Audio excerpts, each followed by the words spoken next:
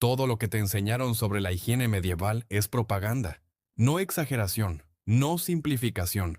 Propaganda deliberada diseñada siglos después para hacer quedar mal a una época entera.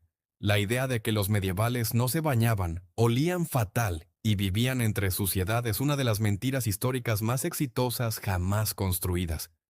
Y lo construyeron personas que tenían un motivo muy concreto para hacerlo. Cuando piensas en la Edad Media, probablemente te viene una imagen específica. Calles llenas de barro, gente con ropa sucia y pelo apelmazado, enfermedades por todas partes, nadie duchándose, nadie preocupándose por la limpieza.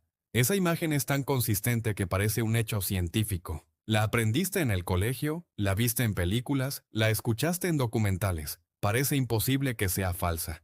Pero resulta que esa imagen no viene de los medievales, viene de los que vinieron después. Y cuando descubres quiénes la construyeron y por qué, entiendes algo mucho más importante que la historia de la Edad Media. Entiendes cómo funciona la propaganda histórica y por qué sigue funcionando hoy. Los documentos medievales están llenos de referencias al baño, no como algo excepcional o de lujo, como algo cotidiano y esperado. Las ordenanzas municipales de ciudades como París, Londres y Colonia regulaban los baños públicos con la misma normalidad con que hoy regulan las peluquerías.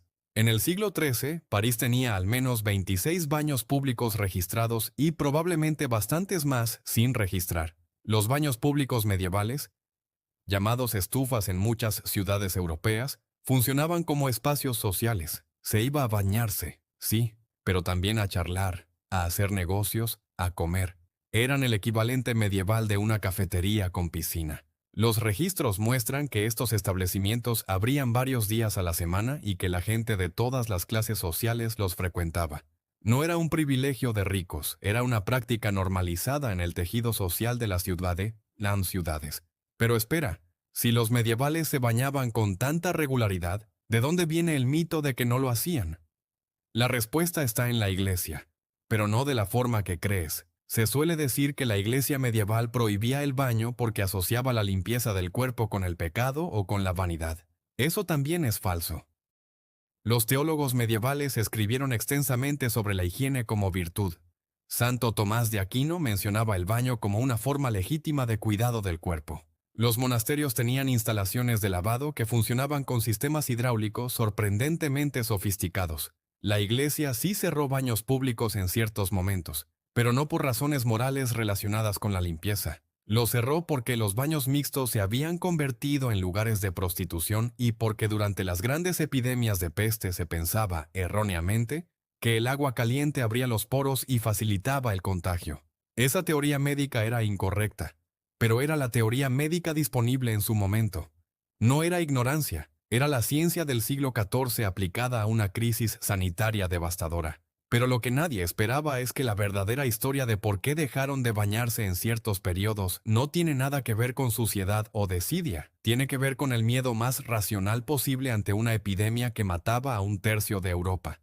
Entre 1347 y 1351, la peste negra mató entre 30 y 60 millones de personas en Europa. Eso es entre un tercio y la mitad de la población del continente. Para que te hagas una idea, si hoy desapareciera la misma proporción de europeos, estaríamos hablando de más de 200 millones de muertos en 4 años. Los médicos medievales observaron algo que parecía tener sentido en su momento. Los que frecuentaban los baños públicos parecían enfermar más. Los baños eran lugares calientes y húmedos donde mucha gente se reunía.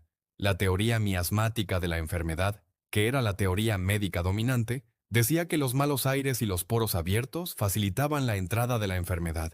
Así que los médicos recomendaron cerrar los baños. Y la gente obedeció, no por suciedad, no por ignorancia sobre la higiene, por seguir el consejo médico disponible ante la peor catástrofe sanitaria de su historia. Siglos después, sabemos que la peste negra la propagaban las pulgas de las ratas. El baño no tenía nada que ver, pero eso no lo sabían ellos. Y la recomendación de evitar los baños públicos duró en algunas regiones hasta bien entrado el siglo XVII. Durante ese periodo, la higiene personal no desapareció. Se adaptó. El agua fue sustituida por telas limpias. Los nobles y la burguesía cambiaban de ropa interior con frecuencia, a veces varias veces al día. La ropa blanca limpia se convirtió en el símbolo visible de la higiene porque era lo que podías mostrar al exterior. Es una lógica diferente a la nuestra. No es suciedad. Es una respuesta adaptativa a una amenaza que no comprendían del todo. Pero lo que nadie esperaba es que la imagen que tenemos hoy de los medievales sucios no viene de ese periodo de recesión higiénica, viene de 2 siglos después, y fue construida intencionalmente. El mito del medieval sucio tiene un origen muy preciso: el Renacimiento.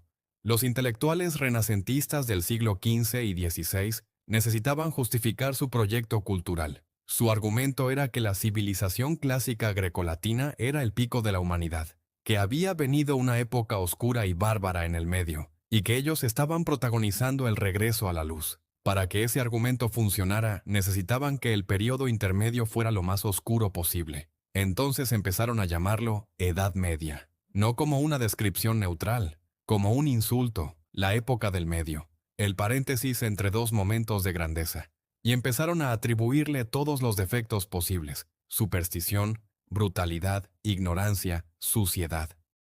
Muchos de esos defectos eran reales en algunos contextos, pero fueron amplificados, descontextualizados y generalizados hasta convertirse en la imagen de una época entera.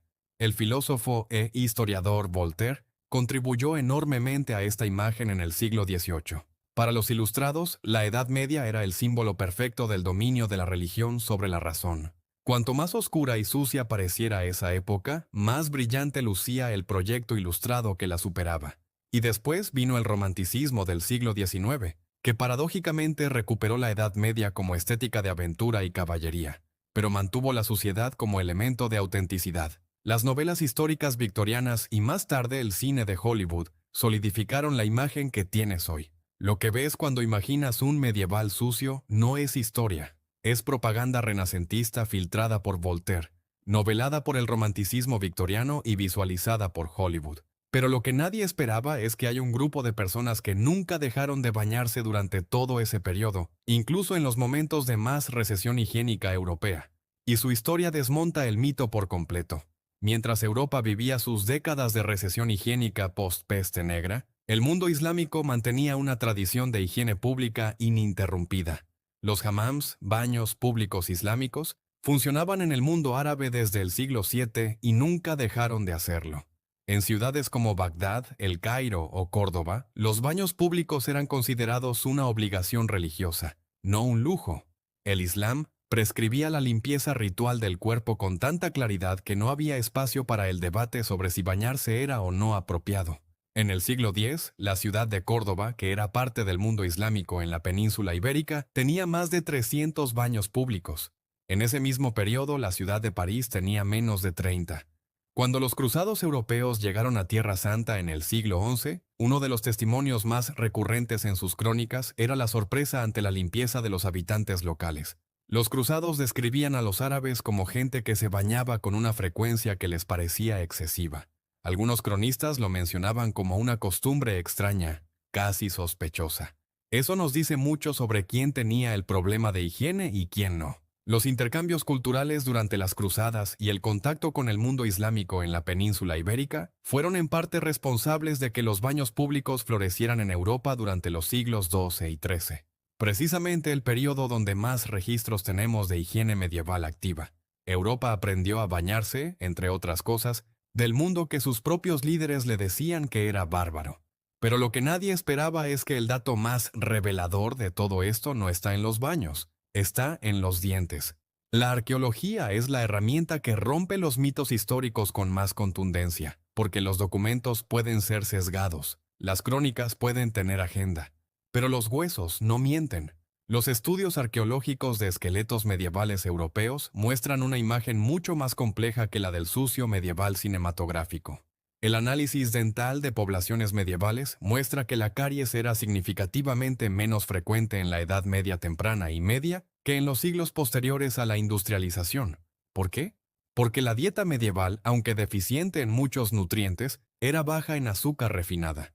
El azúcar era un producto de lujo extremadamente caro hasta el siglo XVI. Sin azúcar, la bacteria que produce la caries tiene menos sustrato para proliferar. La imagen del medieval con dientes podridos es, de nuevo, una proyección inversa. Los dientes podridos masivos llegaron con el azúcar barato de las colonias, con la industrialización, con la modernidad. Además, los análisis de parásitos en restos arqueológicos medievales muestran que la carga parasitaria de las poblaciones medievales era comparable a la de otras épocas históricas. No era ni particularmente peor ni particularmente mejor. Era la carga parasitaria típica de una sociedad sin medicina moderna, lo cual es un problema diferente a no bañarse. El olor medieval, tan evocado en libros y películas, era probablemente real en ciertos contextos, pero era el olor de una sociedad sin desodorante, sin agua corriente en los hogares y con menos ropa para cambiar que nosotros. No el olor de gente que rechazaba la higiene por principio.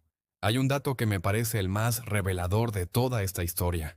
El jabón existe desde hace más de 4000 años. Los registros más antiguos de producción de jabón vienen de la antigua Babilonia, alrededor del año 2800 a.C. Los romanos lo usaban, los árabes lo perfeccionaron, los medievales lo producían y comercializaban. Entonces, si el jabón existía, si los baños públicos existían, si los documentos muestran regulación municipal de establecimientos de higiene, ¿de dónde viene la imagen del medieval sin higiene? De un libro publicado en 1858. El historiador Jules Michelet, en su Historia de Francia, describió la Edad Media como una época de suciedad, ignorancia y oscuridad, con un nivel de dramatismo que hoy llamaríamos propaganda. Michelet era un republicano laico francés con un odio profundo hacia la Iglesia católica y la monarquía. Para él, la Edad Media era el símbolo de todo lo que había que superar. Su libro fue un éxito masivo. Fue leído por millones de personas. Fue la fuente de muchos manuales escolares posteriores. Y la imagen que construyó con agendas políticas del siglo XIX es la que tú llevas en la cabeza desde que tenías 8 años. La historia que crees que es objetiva fue escrita por alguien con un motivo. Siempre. Lo que aprendiste sobre la Edad Media no es historia. Es la versión de la historia que le convenía a alguien que vino después y tenía razones para hacerla parecer lo más oscura posible. Y si eso es verdad para los medievales, vale la pena preguntarse qué otras cosas que aprendiste como hechos son en realidad versiones construidas por alguien con un motivo. Ahora te pregunto algo para los comentarios. ¿Qué otro mito histórico crees que podría ser propaganda disfrazada de dato? Escríbelo abajo.